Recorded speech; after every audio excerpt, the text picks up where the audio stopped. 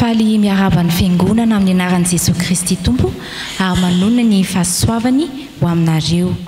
Ny FFPM fa 970 sy ny fa 270 no ndeha homantsika ho amin'ny fiderana. 970 sy ny fa 270. Ao amin'ny perikopa androany arak'izay voalahatra amin'ny Hébreu toko 2:4-10 dia misy izao teny izao amin'ny anaran'i Jesosy. Koa satria manana nofo aman-drano zaza dia mba nandray izany koa izy mba handringanany amin'ny fahafatesana ilay manana ny herin'ny fahafatesana dia ny devoly. Amen.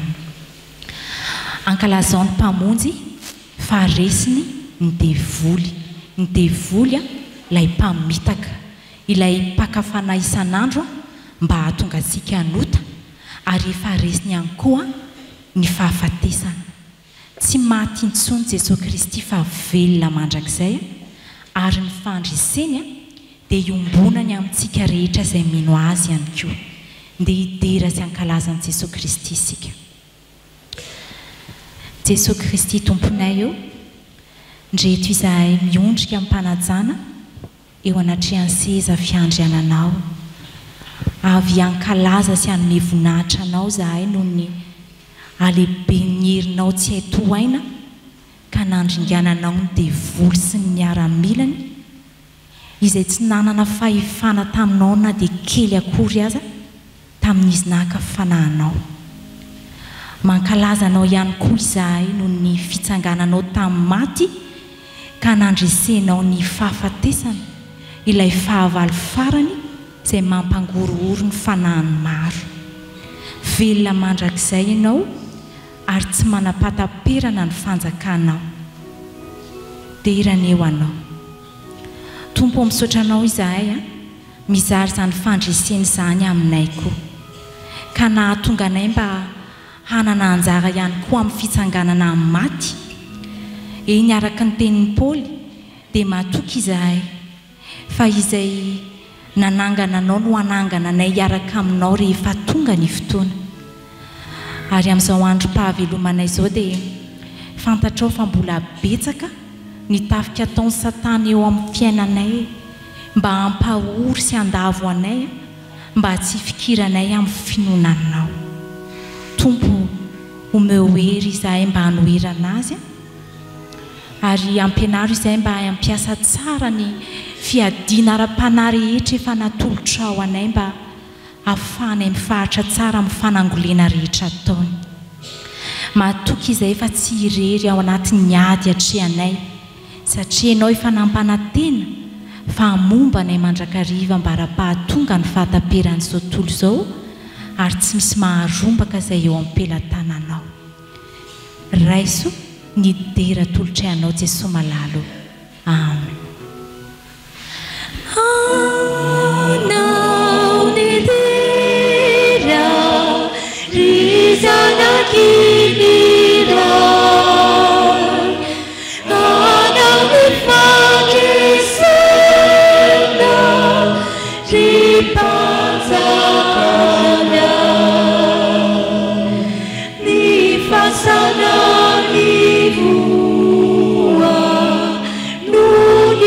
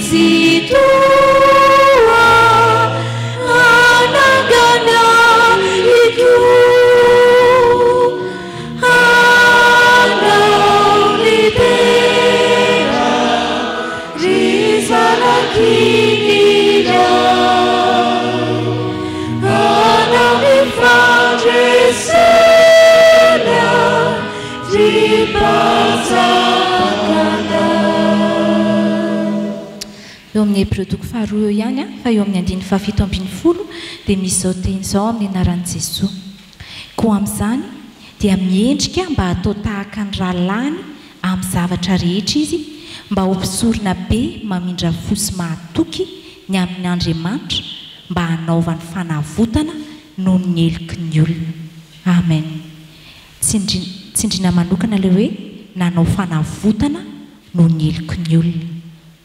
I Jesosy Kristy dia nanaiky hitovy amintsika ary satria nitafy amandra izy dia mahafantatra tsara ny mahazo antsika satria efa niatra taminy izay niatra tamintsika saingy hoe izy dia tsy nanota satria natoatra ny devoly.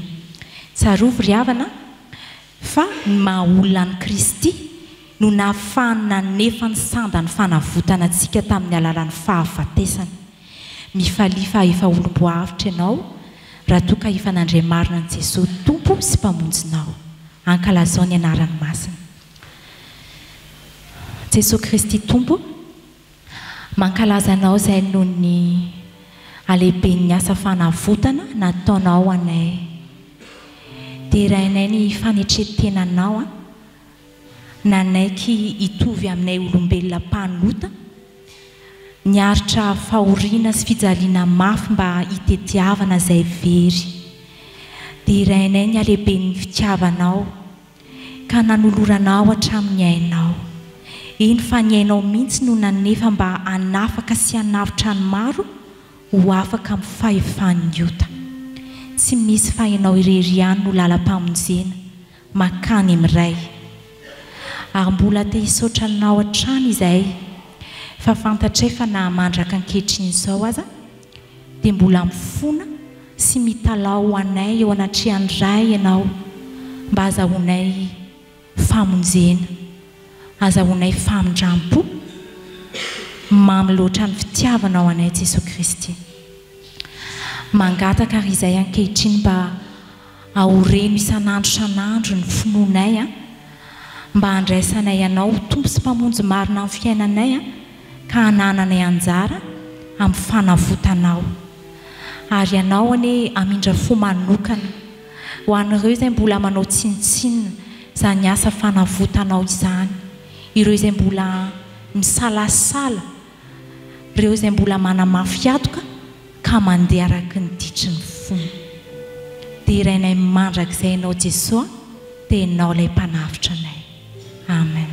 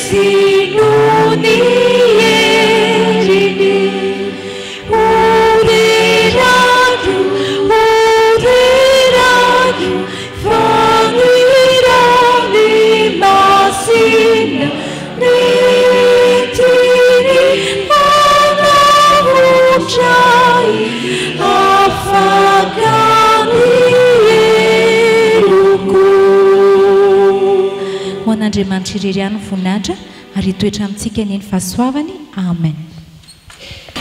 Anio alahady fahafolon'ny volana Desambra taona 2024. Alahady faharoa amin'ny advento. Alahady ihany koa natokana ho alahady ny sampana sekoly alahady manerana ny sahan'ny FJKM. Noho izany, ny fandaharana amin'ny fanompoam-pivavahana anio dia nalaina avy amin'ny fandaharana natolotry ny sampana sekoly alahady Fohibe. Alahady ihany koa mbola hibanjinantsika hatrany ny lohahevitra hoe ankalazao ny mpamonjy. Izao dia hitsangana ny sekoly alahady rehetra hanao ny hira tano ny finoana.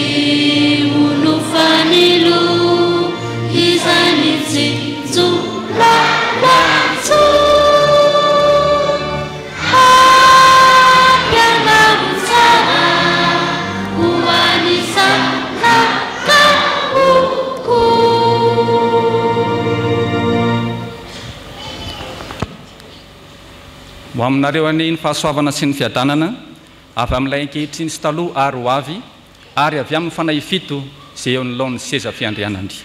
Amen. ho fisaorana sy fiderana n'Andriamanitra dia iarahantsika mamaky eo am-pitsanganana ny salama.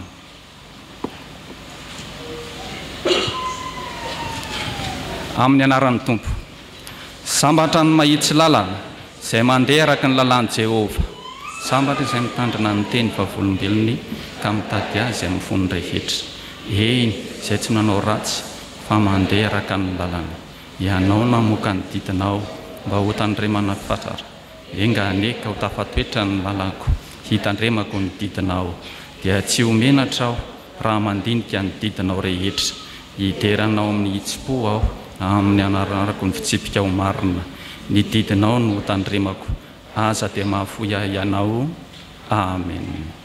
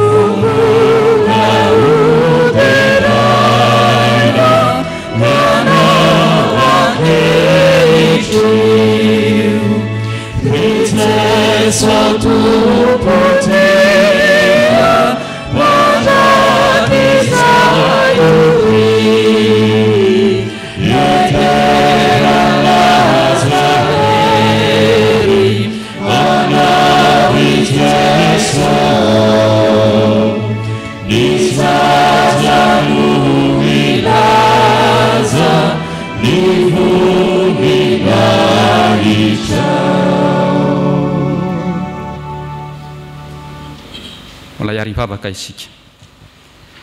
Ry Andriamanitra rainay eo, indreto koa izay mpino anao, tafavory eto amin'ity tranonao masina ity, mideranao, mankalaza ny anaranao ary manome voninahitra anao.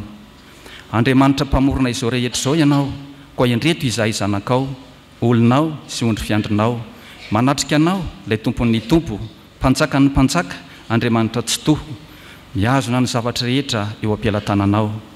Misaotra ny amin'ny fihetirizanao ny sampana sekoly Alahady efitsika M ary ny tantananao anay ahafahanay miombavaka eto amin'ity Alahady manokana ity.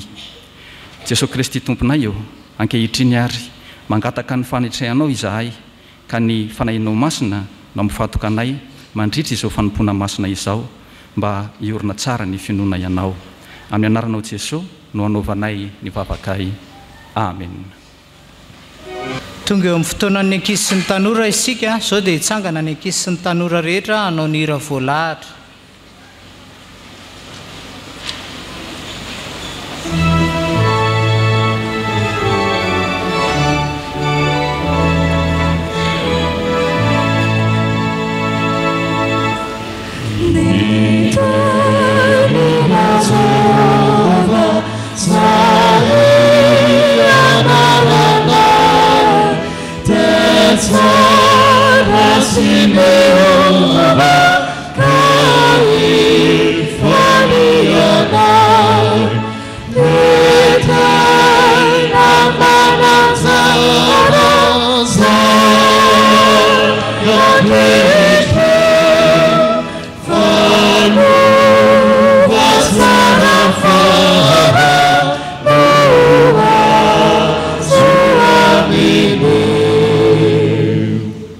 Ivavaksika Andriamanitra raisy zanaka ary fanahy masino misaotra anao zahay ankizy sy tanora fa mbola omenao fotoana manokana andraisana ny afatrao dia omeo fifantohana feno izahay atakatra izay tianao ambara aminay mba hideranay anao.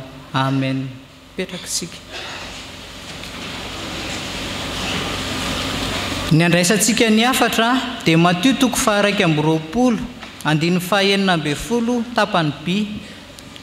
Matthieu 1:20 andiny 9 tapany B.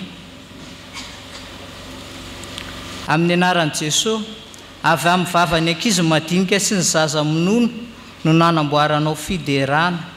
Amen. Afa amin'ny fijerin'i Jesosy ny ankizy, ankasitrahany sady mahafaly azy ny mandre ireo zaza midera azy, fa maika tena faly izy raha toka isika rehetra no midera sy mankalaza azy. Hitanareo amin'ny fanomanana fetin'ny Krismasy zao dia to ny ankizy madinika foana no betsaka, ny lehibe sady tsy manao no mandrara, ohatran'ny mpanorandalàna tsy tonga ty ampiangonana akory mijery ny fiderana ataon'ireo zaza sy ankizy, fa be raharaha hono sady reraka. Ny tanora sy ny zokindray tsy mba mandray anjara fa hoe mafy ny fianarana dia aleo makaina kely aloha, misy moa variana amin'ny telefôna sy ny zavatra hafa. Tsarovy anefa fa faly Jesosy mahita ny fiderana ataon'ireo zaza sy ankizy madinika ireo, ary ianao koa dia isan'ny madiniky ny Tompo, ka andeha ary sika hiara hidera sy ankalaza ny mpamonjy. Fa hoy soratra masina hoe avy amin'ny vavany ankizy madinika sy ny zaza minono nanamboaranao fiderana. Matthieu 1:20 andiny 9 tapany B. Ahoana hoy soratra masina?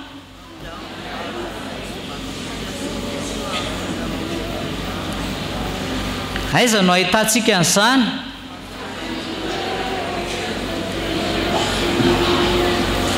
Amen. Ivavakitsika.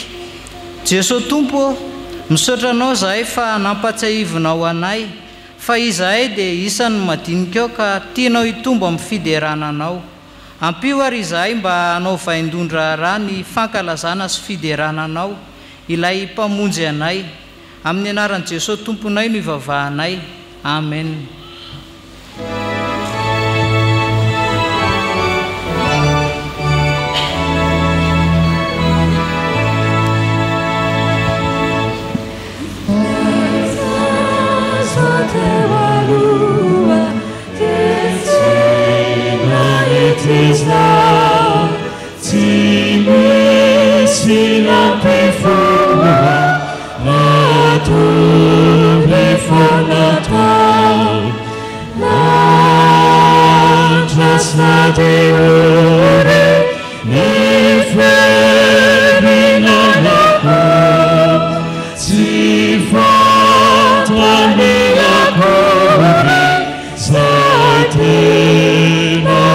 Tutu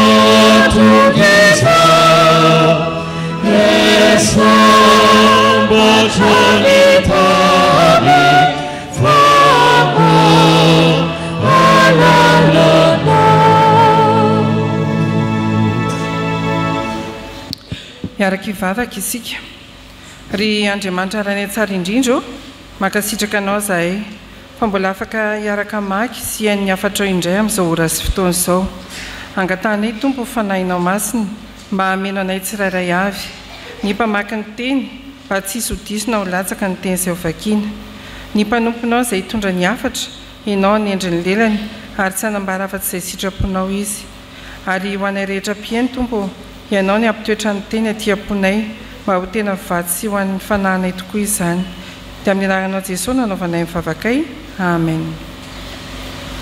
Miaraka maky sy hain'ny soratra masina isika ao amin'ny fanekena taloha bokin'ny salamo fahavalo rehefa hita dia ho vakiana amin'ny anaran'ny tompo. Jehovah tomponay eo endre ny voninahitry ny anaranao amin'ny tany rehetra nataonao eny amin'ny lanitra ny voninahitrao avy amin'ny vavan'ny ankizy madinika sy minono nanorenanao hery noho ny mpandrafy anao mba hampanginanao ny fahavalo sy izay tamaly ratsy raha jereko ny lanitrao izay asany ratsan-tananao sy ny volana makitana izay miforononao inona moa ny olona no ahatsiarovanao azy ary ny zanak'olombelona no hamanginao azy fa efa nataonao ambany kely no Andriamanitra izy ary efa nosatroanao voninahitra ny sy fiandrianana efa nampanjakainao amin'ny asan'ny tananao izy ny zavatra rehetra dia efa nataonao eo ambanin'ny tongony dia ny ondra manosy sy ny omby rehetra ary ny bibidia koa mba amin'ny voromanidina sy ny asan-drano any an-dranomasina izay mandeha amin'ny lalan-dranomasina Jehovah tomponay eo endre ny voninahitra ny anaranao amin'ny tany rehetra.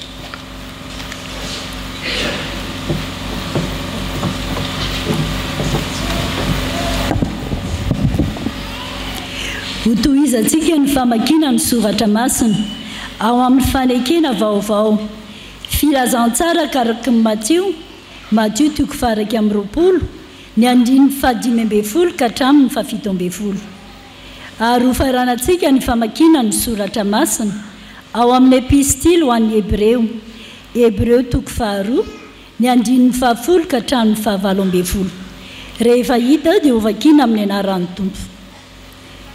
Fa nonita lohampisorony sy mpanoratan-dalàna ny zava-magaga izay nataony sy ny ankizy madinika miantso eo amin'ny kianjan'ny tempoly ka manao hoe hozana ho an'ny zanaky Davida dia atezitra izy ka nanao taminy hoe renao va izay lazain'ireo dia hoy Jesosy taminy eny tsy mbola novakianareo va ny teniny manao hoe avy amin'ny vavany ankizy madinika sy ny zaza minono no nanamboarana ny fiderana dia nandao azy izy ka niala tao an-tanàna akany Betania ary dia mitoetra tao nandritry ny alina izy fa mendrika izay antony nanaovany zavatra rehetra sady nahariana ny zavatra rehetra raha mbola nitondra ny zanaka maro ho an'ny voninahitra ahatanteraka ny famonjeny ireo fahoriana fa iray ny avian'izy roroa na iray ny manamasina na izay amasininy koa izany no mamenatra azy hanao amin'ireo hoe rahalahy ka nanao hoe hitory ny anaranao amin'ny rahalaiko eo amin'ny fiangonana ny hiderako anao ary koa izaho atoky azy ary indraiky indreto izaho sy ny zaza nomen'Andriamanitra koa satria manana nofo aman-drany zaza dia mba nandray izany koa izy mba handringanany amin'ny fahafatesana lay manana ny herin'ny fahafatesana dia ny devoly ary mba hanafahany izay rehetra nandany ny fiainany rehetra tamin'ny fanandevozana no ny tahotra ny fahafatesana fa hita marina fa anjely novonjeny fa nitaranaki Abrahama novonjeny koa amin'izany dia mendrika mba hatao tahaka ny ralay amin'ny zavatra rehetra izy mba ho mpisoana be mamindra fosy matoky an'Andriamanitra mba hanaovany fanavotana noho ny heloko ny olona fa satria nalay mpanahy ny tenany tamin'ny fahoriana netiny dia mahavonjay alay mpanahy koa izy. Amen.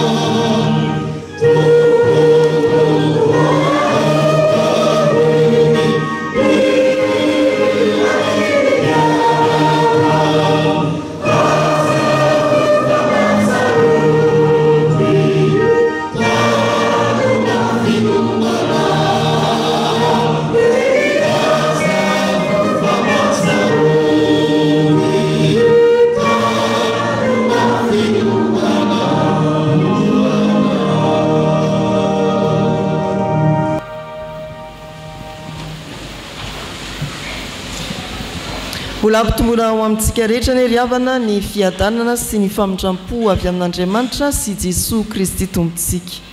Manona ny fahasoavan'ny tompo ho amin'ny mpianakavy ny sampana sekoly alahady manomboka amin'ny birao ianareo mpiandraikitra ary ny mpianatra sy ny ray aman-dreny rehetra. Ny salamo fahavalo no iarahantsika amin'ity toriteny alahady faharoa atao anatin'ny volana Desambra sady alahady faharoa amin'ny advento ity.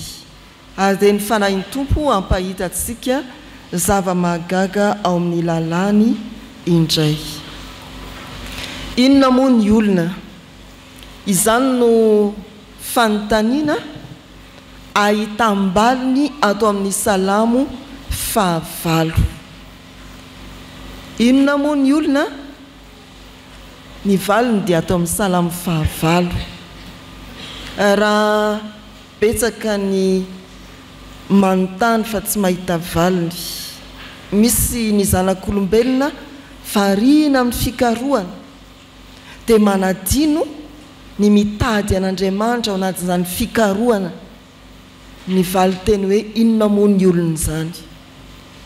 Misy ny zanak'olombelona tena mirere mahavita zavatra mihoatra ny olombelona tahaka azy resiny reny zavabitany reny dia manao tsinotsinona an'Andriamanitra mpamorona. Mahavita zavatra dia manao tsinotsinona an'Andriamanitra mpamorona. Ny bokin'ny Salamo ry havana dia boky kira fampiasa ny mpivavaka jiosy, ary ireo tononkira 500 ao amin'ny bokin'ny Salamo dia voatsinjara araka ny sokajiny avy.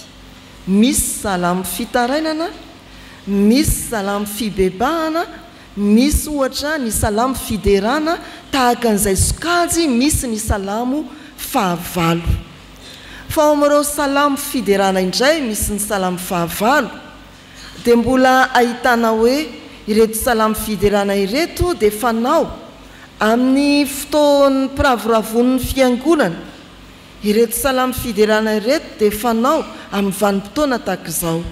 Koa ity salamo fahavalo ity dia salamo izay fampiasa ny mpivavaka jiosy amin'ny taom-baovao ary fanaony koa tononkira-panafanaony rehefa mametraka mpanjaka eo amin'ny seza fiandrianany.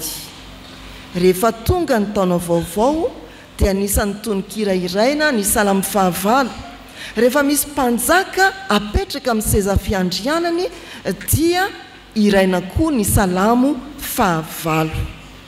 Arak'izany ity salamo ity dia miantso ny mpivavaka mba hitodika amin'Andriamanitra ilay tompony fahefana. Ity salamo ity koa dia miantso ny mpivavaka hitodika amin'Andriamanitra ilay mandresy ny fahavalony. Todika amin'Andriamanitra ilay tompony fahefana manoloana ny tontolo izay nohariny, mitodika amin'Andriamanitra ilay tompony fandresena manoloana ny fahavalo izay mipetraka any ambany tongony. Ndeha ary sika amalo ny fanontaniana hoe inona moa ny olona. Eo amin'ny salamo fahavalo andininy faefatra no misy izany andalateny izany. Inona moa ny olona? Voalohany, ny olona dia mpankalaza an'Andriamanitra ilay tompony fahefana. Ny olona dia mpankalaza an'Andriamanitra ilay tompony fahefana. Eo amin'ny andininy voalohany sy ny fahasivy izay andalana manompoka ny salamo ary mamarana ny salamo, miverina indroa izy ato amin'ity salamo fahavalo ity. Hoy ny mpanao salamo amin'ny anaran'ny Tompo: Jehova tomponay eo, endre ny voninahitry ny anaranao amin'ny tany rehetra. Jehova tomponay eo, endre ny voninahitry ny anaranao amin'ny tany rehetra. Iza moa ny olona? Ny olona dia mpankalaza an'Andriamanitra ilay tompony fahefana. Ny anarana hoe Jehova tomponay, ilay hoe tomponay, dia tsy mba nampiarahana tamin'ny anarana hafa afa-tsy ny anaran'Andriamanitra ihany ao amin'ny soratra masina. Tsy misy mihitsy hoe ilay mpanjaka tahaka izao dia nampiana hoe tompo. Raha izany ny tany ivelan'ny fivavahana jiosy, ny mpanjaka dia nampiana hoe tompo, fa amin'ny fivavaka jiosy, amin'ny firenena jiosy, ny teny hoe tompo dia nampiarahana amin'ny anaran'Andriamanitra hoe Jehova, anaran'Andriamanitra ivavahany ihany. Izany hoe ny Andriamaniny ihany ny tompo, fa tsy manana tompo afa-tsy ny Andriamaniny izy. Tompo manana fahefana sy fanapahana amin'ny vahoakany. Tompo azo nankinana ny fiainana manontolo. Tompo mitondra sy manapaka izao rehetra izao nohariny. Rehefa mametraka tompona ndraikitra ara-panjakana eo amin'ny toerany ny firenena anankiray, ny vahoaka amin'ny firenena anankiray, dia iny mpitondriny no hobiana, te hafana. Vao miditra ny toerana izay anaovana ny fametrahana azy amin'ny fahefany sy ny seza fiandrianana dia mitehaka ny olona, manaja ny olona. Fa araka ny voalaza teo ity salamo ity dia iraina rehefa mametraka mpanjaka eo amin'ny seza fiandrianany, tsy izany ny tokony atao fa ndeha hitodika amin'Andriamanitra ka ankalaza an'Andriamanitra. Indraindray koa ny zavaboary no ankalazain'ny olona fa tsy ilaina dia manangana tompon-tsampy izy misy Andriamanitra, tsy manambava ka hiteny, tsy manatsofina ka hiaina, apetrany eo daholo izay karazana famirapiratana sy fahazavana ilazana hoe io zavaboary io no Andriamanitra ivavahany. Ry havana malala, inona moa ny olona? Mpankalaza an'Andriamanitra lay any tompony fahefana ny zanak'olombelona. Mpankalaza an'Andriamanitra lay any tompony fahefana ny zanak'olombelona. Amin'ny vanim-potoana ny advento izay andrandrana sy homanana amin'ny fankalazana an'Andriamanitra noho ny nahaterahany Jesosy mpamonjy, dia antsoina isika anao safidy, iza no mpanjakanao. Ary tsy hoe ny feno 12 taona mihoatra ihany, fa na dia vao ankizy kely azy dia antsoina hisafidy, antsoina hifidy ilay mpanjakana. Izany no advento, fiomanana amin'ny Krismasy. Avy Jesosy mpanjaka, vitao ny safidinao, ankalazao izy ilay mpanjaka ho avy. Fa tsy izany ihany, rehefa vita ny safidintsika tsirairay, na mady faran'izandry olona indrindra sika tavavory eto, na ny zoky olona indrindra, dia apetrao eo amin'ny seza fiandrianana izy ka ankalazao. Na ny zandry olona indrindra na ny zoky olona indrindra, dia ankalaza an'ilay mpanjaka, lay tompony fahefana. Izany nambaran'ny mpitondrantsika tamin'ny 10 minitra teo, ny fankalazana an'Andriamanitra ao amin'ny Krismasy, ny fankalazana n'Andriamanitra noho ny fahaterahan'i Jesosy mpamonjy, dia tsy adidy sy andraikitry ny ankizy ihany, fa ny olona rehetra manomboka amin'ny zandry indrindra ka hatramin'ny zokiny indrindra. Inona moa ny olona? Mpankalaza an'Andriamanitra lay tompony fahefana isika. Raiso ny safidinao, mandray an'i Jesosy ho mpanjaka ary mametraka azy eo amin'ny seza fiandrianany sy mankalaza azy. Tsy an'ny ankizy ihany zany, tsy an'ny sekoly alady fotsiny, fa ho antsika fiangonana manontolo. Raiso ny safidy, ankalazao lay mpanjakatsika eo amin'ny seza fiandrianany. Ny faharoa, inona moa ny olona? Mpankalaza an'Andriamanitra ho tompony fandresena ny zanak'olombelona. Eo amin'ny 2 sy ny 9 tapany faharoa, hatreny amin'ny 15 amin'ity salamo ity, dia misy foto-kevitra ny amin'izany hoe ny olombelona dia mpankalaza an'Andriamanitra ho tompony fandresena. Hoy ny soratra masina eo amin'ny 2 sy 9 tapany farany hatreny amin'ny 15. Amin'ny anaran'ny Tompo, avy amin'ny vavany ankizy madinika sy minonona norenanao hery noho ny mpandrafy anao, mba hampanginanao ny fahavalo sy izay tahamaly ratsy. Ny zavatra rehetra dia efa nataonao ambanin'ny tongony, dia ny ondry amanosy sy ny omby rehetra ary ny bibidia koa, mba amin'ny voromanidina sy ny hazan-drano any an-dranomasina izay mandeha amin'ny lalan-dranomasina. Ny olombelona dia tendren'Andriamanitra ho mpankalaza azy no izy tompony fandresena. Nataonao ambany kely no Andriamanitra izy, ny zavatra rehetra dia nataonao eo ambany tongony. Andriamanitra mametraka antsika olombelona eo ambany kely eo, fa ny zavatra rehetra izay noharian'Andriamanitra dia napetraka Andriamanitra eo ambany tongontsika. Izany lay Andriamanitra tompony fandresena. Ao anatin'izany dia hoe miombina fandresena amin'Andriamanitra izasy anao, lay olombelona na kely na lehibe. Ny olona indraindray dia manaiky ho resin'ny zava-misy, ho resin'ny zava-misy manodidina ny fiainany, ho resin'ny zavaboary, baikony ny zavaboary, fa tsy mibaiko na mifehy ny zavaboary. ny olombelona dia manjary mirehefarehefa amin'ny tany ny fisainany ambakany biby izy. Ny olombelona mianan-kendry dia milaza rankizy, milaza ry sekoly alady malala manao hoe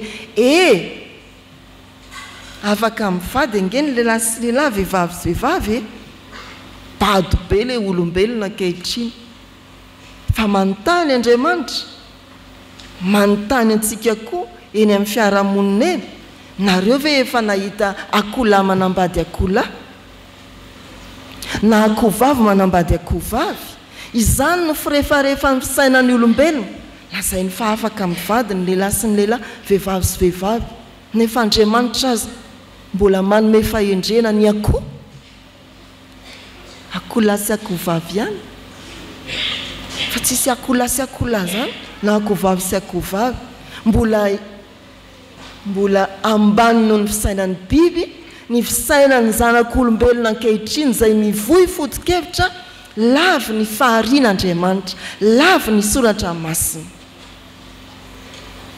Misy manam-pahaizan'izay nahavita sambon-danitra izy. Rehefa nahavita sambon-danitra izy dia nentiny miaraka taminy,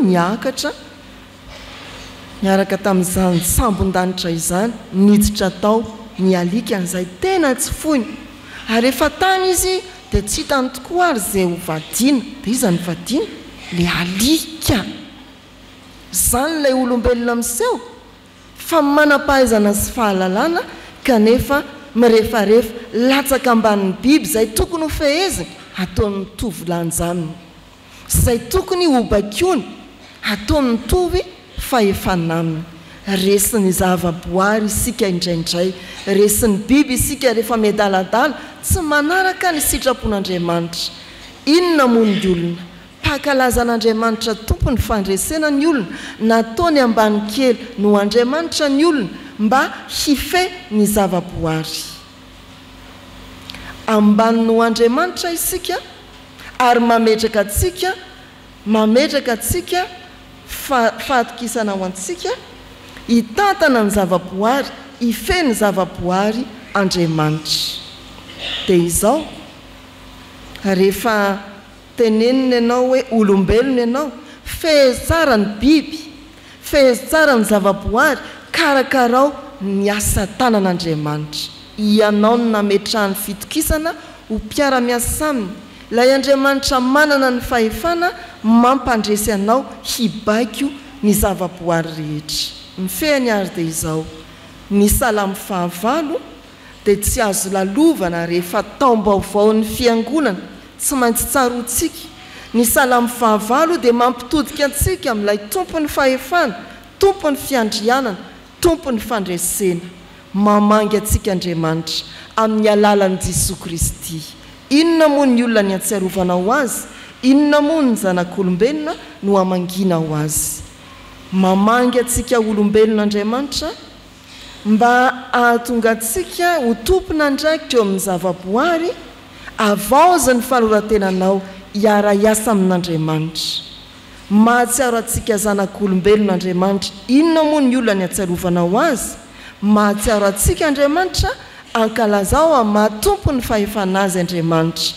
Ataovy ny safidinao fa Jesosy no mpanjaka antsika, apetrao amin'ny fiandrianana izy ary ankalazao. Dia eo amin'ny vavany ankizy madinika sy minono no nanorena ny tompo fiderana. Ho amintsika izany teny izany, ahafahantsika manao safidy amin'izao vanim-potoana manolotra Krismasy zao, hankalazan'Andriamanitra ilay tompo ny fahefana ao amin'i Jesosy. Ho amintsika izany teny izany atsiarovantsika fa Andriamanitra tonga mamango tokoa i Jesosy Kristy, miantso antsika hiara-iasa aminy, avaozan'ny fanolorantenanao. Amen. Hivavaka sika ry havana. Tompo Andriamanitra io, misaotra anao zahay noho ny amin'ny teninao izay nambaranao taminay tamin'ny alalan'ny mpanompovavinao, izay olombelonao tokoa dia noharenao mba hankalaza anao, hametraka fanantenana aminao, hisafidy ianao mba ho tomponay, mba ho mpanjakanay. Izany no niantsoana ho anay kanefa indrisy mametraka ny tenanay ho ambany mihoatra noho ny zavaboary loatra izy zahay. Eny mihidina ambany indrindra Tompo mamindra fo aminay, mamela ny elokay amin'ny tsy fahaizanay misafidy mametraka ny tenanay amin'izay nametrahana ho anay. Ianao tokoa no mpanjaka n'izao rehetra izao, ary nantsoinao sy nofidianao izahay olonao mba hanome voninahitra anao tahaka n'izay rehetra no arianao eny amin'ny lanitra. Kanefa indrisy nolotonay tamin'ny finiavany fonay amin'ny faharatsiana, nolotonay tamin'ny finiavanay handa zay rehetra ankasitrahanao.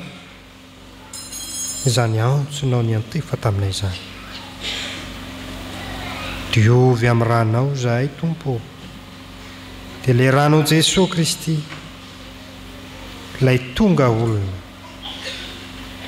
ilay nanetry tena, ilay maty teo amin'ny azo fijaliana, mba ho fanavotana anay. Koa mitalao aminao zahay. Aza vela raha tsy tafahombona sy tafaray aminao. Tompo, azony izahay fa tsy mahatazona anao. Izao fiainana izao tokoa dia mitarika any mandrakariva hanalavitra anao. Tompo, mamindrafo aminay, ary antrao izahay mba ho tafatoetra ao aminao, ka mba ho tonga fankalazana sy ho fanomezam-boninahitra ny anaranao ny fiainanay sy ny toe-piainanay rehetra. Tononay amin'ny anaran'i Jesosy Kristy izy mivavaka izany. Amen.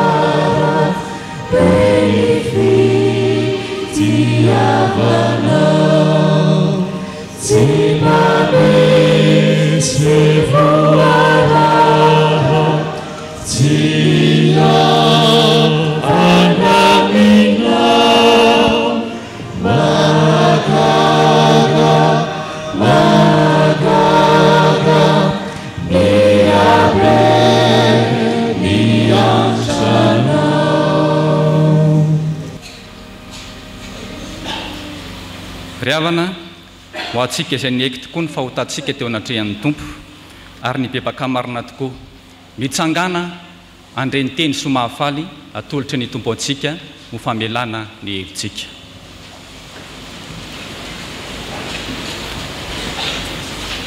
Hoy ny Tompo, satria nanetry tena teo anatrehako ianao ka nandrihatra ny fitafianao sady nitomany teo anatrehako. Izao efa niaino hoy Jehova, izao koa dia tsy manameloko anao, mandehana ary amin'izao sisa izao aza manota intsony. Koa ambara amin'ny anaran'ny Tompo ary fa voavelany anaelokareo noho ny anaran'ny masina, miderany Tompo. Amen.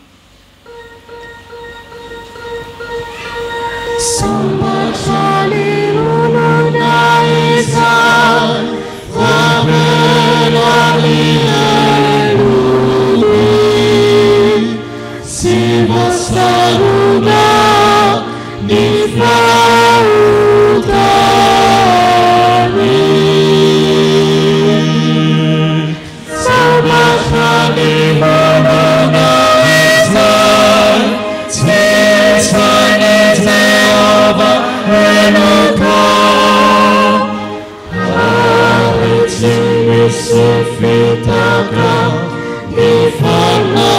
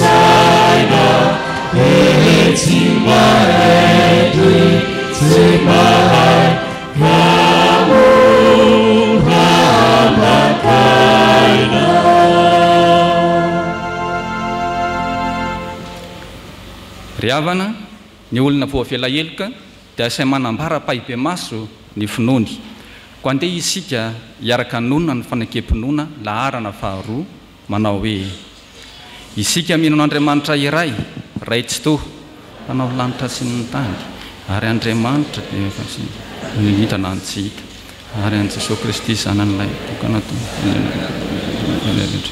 eraka ny ray ny talohan'izao rehetra izao Andriamanitra avy amin'ny mazava Andriamanitra tokoa avy amin'Andriamanitra nateraka fa tsy natao miray amin'ray amin'ny zavatra rehetra izy minahariana izao tontolo izao sy nohony amintsika olombelona sady namonjena antsika dia nidina avy tany an-danitra izy ary nataon'ny fanahy masina nofo tamin'ny mariviritsy dia tonga olona izy nombona teo amin'ny hazo fijaliana fanavotana antsika amin'ny nanapahany Pontio Pilato izy maty izy ka nalevina nitsangana tamin'ny maty tamin'ny andro fahatelo arak'izay voasoratra izy ary nikatra ny velonitra izy ary nipetraka eo ankavanany manany ray avy ihany no hiavian'indray amin'ny voninahitra hitsara ny velona sy ny maty ary mandrakizay ny fanjakany isika amin'ny fanahy masina tonga sady mpanome aina izay avy amin'ny ray sy ny zanaka ka hitsaoana isan-kalazainy miaraka amin'ny ray sy ny zanaka izy dia niteny tamin'ny vavan'ny mpaminany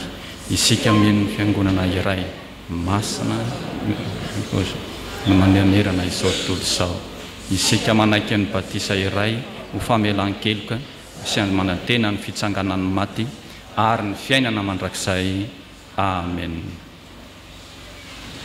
Ry havana tonga eo amin'ny fotoana ny vavaka fangatahana isika izany izao isaky ny miato ny tenako agnatin'izany vavaka izany izay rahantsika manao dia anareo fiangonana kosa hiaraka hamaly hoe mivavaka ho azy izahay ry tompo isaky ny miato ny tenako ianareo kosa hamaly hoe mivavaka ho azy izahay ry tompo iombom-bavaka isika ry havana ry Andriamanitra tompo tianay io manjaka sy manapaka amin'ny firenena rehetra ianao miariary loatra eo natrehanao ny toe-javatra iaina ny firenenay ankehitriny mandroso ny tsy fandriam-pahalemana ary mialalipaka ny fanotrana sy ny fahasairanana iaina ny vahoaka malagasy koa hiantrao ny firenenay tompo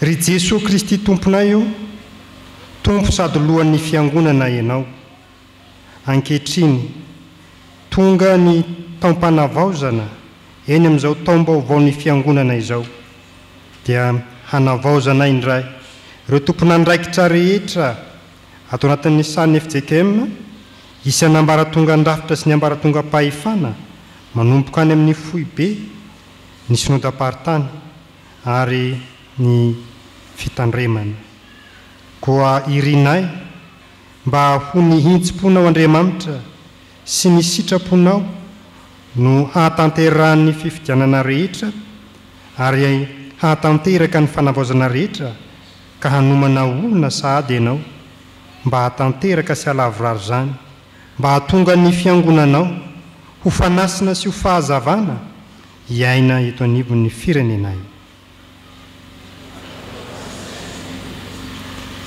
ry tompo tsara indrindro rainay sady mpiahanay ianao no miantra ny olombelona rehetra koa ankehitriny dia tsaronay ireo namanay izay miatrika ady mafy ankehitriny olana saribahana mety tsy tratra ny vavana itonoana eto anatrehanao fa Andriamanitra azonay anterana ianao ary Andriamanitra velona ka mamaly ny vavaka izay rehetra mitalao aminao mba hiantrao ry ny isam-baravarana sy ny isam-batan'olona ka aoka hiditra antsehatra ho amin'ny famahala ny olany tsirairay ianao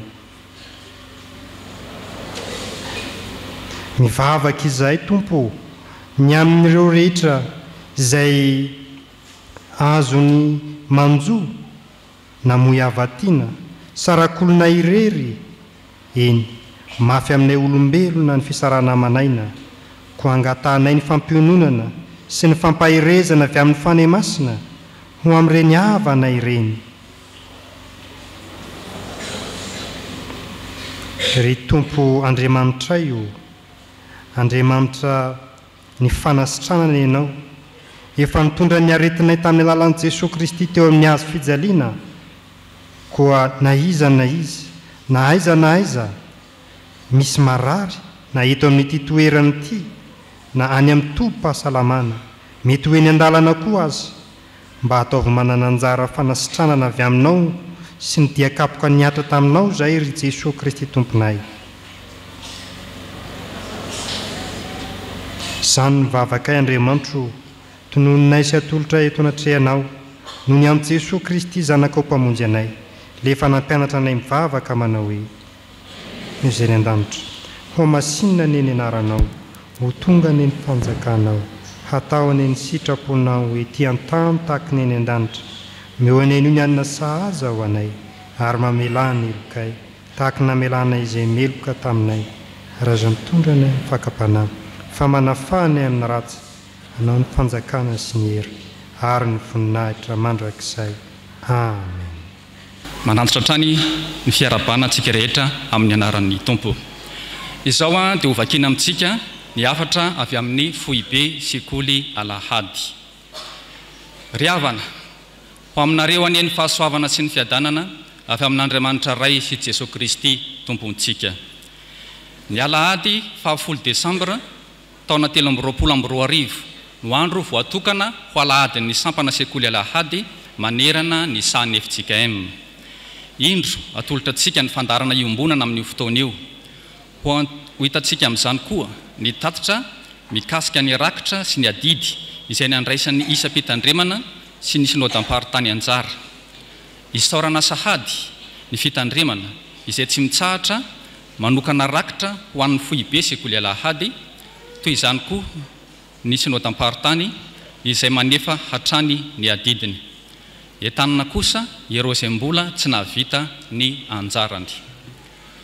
Koa ireto manaraka ireto ny fanentanana ifanentanantsika ry havana. Voalohany, fanompom-pivavahana. Samy anao hetsika hampiavaka io fotoana io ny sekoly alahady isa-pitandremana ho voninahitra Andriamanitra. Atao ho zava-dehibe amin'izany ny fitondranam-bavaka ny tompon'andraikitra rehetra miara-miasa sy manao izay hafandehanana ny asan'ny sampana any amin'ny isa-pitandremana, ny synodam-paritany ary ny foibe sekoly alahady. Faharoa, boky lesona. Namoaka boky lesona vaovao ho an'ny kadisy ny foibe sampana sekoly alahady. Izany dia ho fampiarana ny fanapahan-kevitry ny zaika be farany teo. Araka ny fanapahan-kevitry ny barao foibe sekoly alahady dia tsy hatsahatra ny fampiasana ny boky lesona kadisy teo aloha, tsy ambaratelo ny tokantrano sambatra. Araka izany dia samy ampiasaina amin'ny fampianarana avokoa ireo boky roa ireo, koa anjaran'ny mpampianatra ny mampiatra sy mandrindra izany. Fahatelo, sekoly alahady manomana mpampianatra na SAM. Ambarana iatrany fa tena ilaina ny hanofanana ny mpampianatra sekoly alahady, koa manentana ny mpitandrina sy ny mpampianatra sekoly alahady rehetra izahay mba hanao izany ho zava-dehibe hampandrosoana ny fiangonana sy ny tenin'Andriamanitra. Fahaefatra, Jaobily 17 taonan'ny sampana sekoly alahady FJKM. Isaorana isika rehetra tamin'ny fandraisana anjara ho fanamariana izany jaobily izany. Mampahery antsika rehetra izahay mba hivavaka sy hanometanana trany ny amin'izay hetsika rehetra mbola ho tanterahina. Fahadimy, zaika ben'ny sampana sekoly alahady.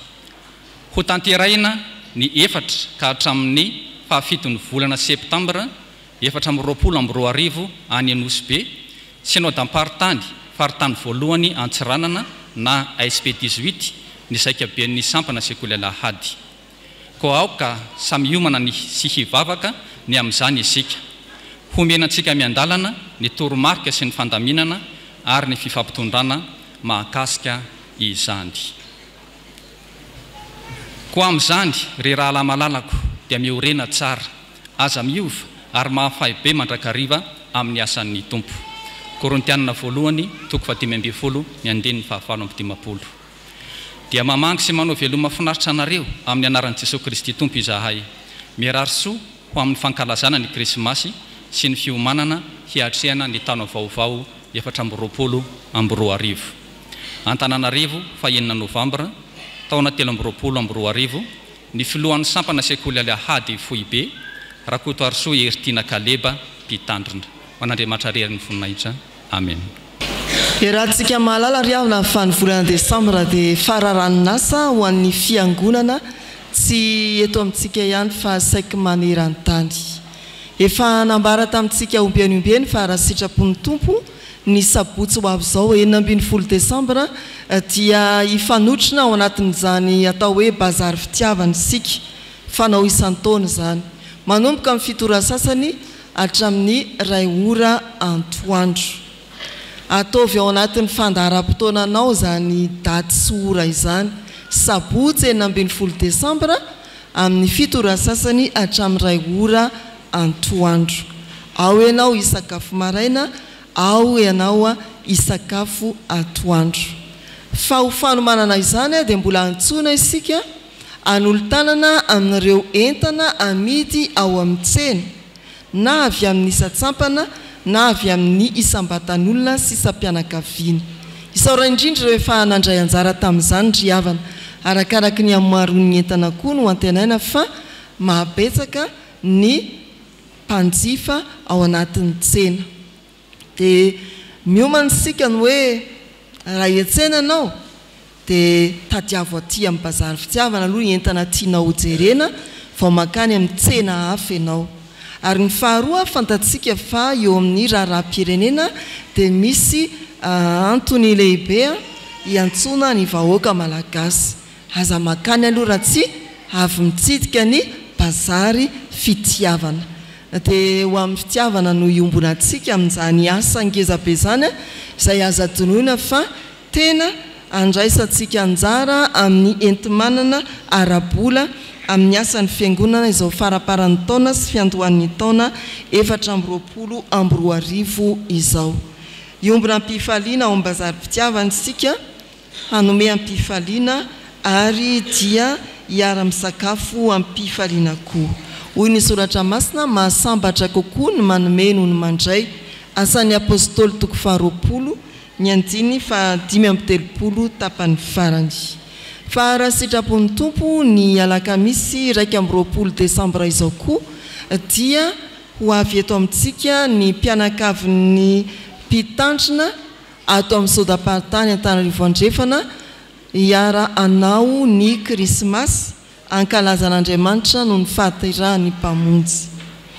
Amin'izany dia manomana fiaraha-misakafo ho azy ireo isika samiala ao amin'ny tahirin'ny fiangonana. Fa amin'izany koa dia manolotra kilalao ho an'ny zanaky ny mpitandrina isika. Raha ny vitantsika tamin'ny taondasa dia solo kilalao 5,4 ariary isaky ny zanaky ny mpitandrina no nomentsika azy ireo. Fanomezana avy amintsika isam-batan'olona sy isam-pianakaviana koa izany ry havana. Araka ny fanapahan-kevitra ho an'ny tetikasa taona 2022 dia ity no farany anatanterantsika isotro fitiavana ny Krismasy ny zanaka mpitandrina. Ity zany ny farany anlorantsika ny atao hoe kilalao na solo kilalao ho an'ny zanaka mpitandrina. Raha mbola tsy nandray anjara mihitsy ianao, aza diso fotoana fa ity no farany. Raha efa nandray anjara dia ataovy betsaka noho izay efa nataonanao tamin'ny lasy. Koa dia alahoery ho amin'ny fanomanana ny Krismasy ny mpitandrina sy ny ankonany ato anatin'ny sodapartany alakamisy 2 Desambra ho avy izao. Ataovy izay azony tananao atao. Fa hoy ny soratra masina amin'ny Romanina 12:17 manao hoe amin'ny anaran'ny tompo miantra ny olona masina arak'izay ilainy. Dia antenaina fa noho ny fitiavan'Andriamanitra ao anatintsika dia anao misimisy kokoa bebe kokoa ho an'izany krismasy ny mpitandrina sy ny ankonan'izany isika riavana ho voninahitra Andriamanitra ny fandraisantsika anjara ho valin'ny fanentanana rososina ny amin'ny bazary fitiavana sy ny krismasy ny mpitandrina sy ny ankonany voalaza teo. Amen. Manatitra trano ny fiarabanantsika rehetrarehetra ny sampana sekoly alahady amin'izao alahady natokana ho azy izao. Dia araka ny efa fantatsika ombenombeny zany dia amin'ny alahady ny sampana sekoly alahady toy izao no izarantsika ny valisoa ho an'ireo izay nanala fanadinana tamin'ny tao-pianarana 7 roarivo sy 7 amby 2 arak'izany dia manasa andramatoa mpitandrina mba hidiny etỳ mane mba handray tanana sy hanolotra ny mari-pakasitrahana ho an'ireo mpianatra izay miendrika izany. Dia manasa antsika pronsekoly alahady ihany koa andray ny andraikitra tandivantsika tsirairay avy.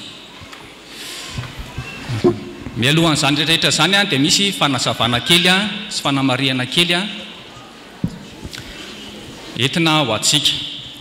T-shirt no zaraina amintsika amin'ity valisoa indray mandeha ity. Inona moa natonga izay fanapa-kevitra izay?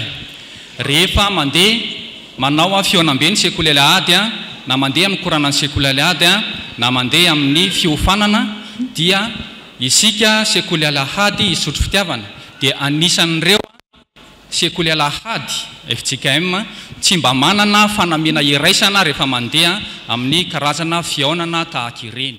Dia izay ny antony anankiray natonga antsika nanao izao valisoa t-shirt izao. Dia natao valisoa ihany koa ilay t-shirt satria iaraha malala ny fahefa-mividy ny tokantrano tsirairay avy fa misy amintsika ray aman-dreny mananjanaka 2, 3, 4, 5 akory aza mianatra sekoly alahady eto dia ny fanapa-kevitra tamin'ny voalohany hovidiana ilay t-shirt dia hita fa mavesatra be zany dia izay natonga ny fanapa-kevitra hoe aleo atao valisoa ilay izy dia mba ho maivamaivana kokoa ho an'ny tokantrano tsirairay avy. Manarak'izany sambany teto amin'ity fizakana valisoa ohatran'izao misy ny fanolorana mapakasitrahana na certificat na diplôme. Izy ireo dia misy karazany anankiroa. Ny anankiray dia ho an'ny classe A ka ny synode apartany no manolotra izay mari-pakasitrahana avy amin'ny fiangonana izay. Ny faharoa ny classe B dia ny sekoly alahady foibe no manolotra izay diplôma izay. Izay no ela riavana dia iroso amin'ny fizarana valisoa isika.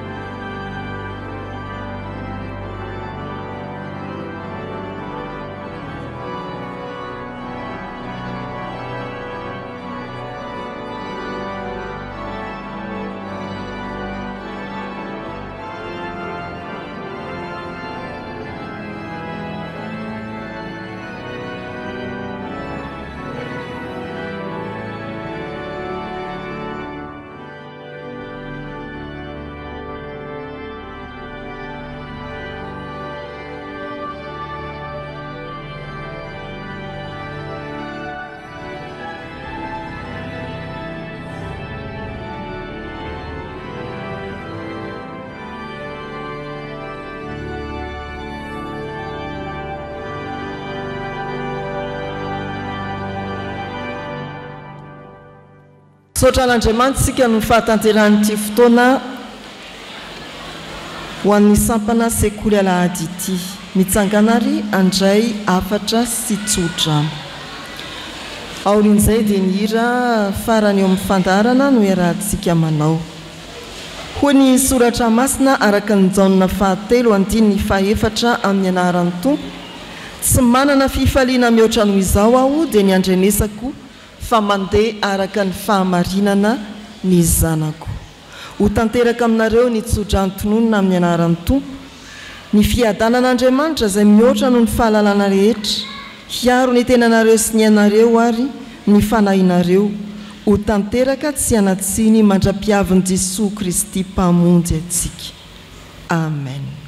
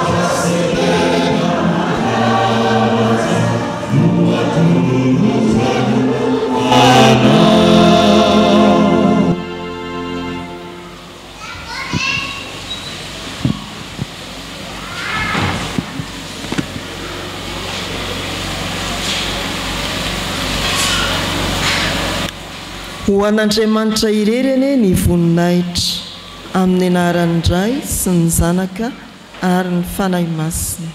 Amen.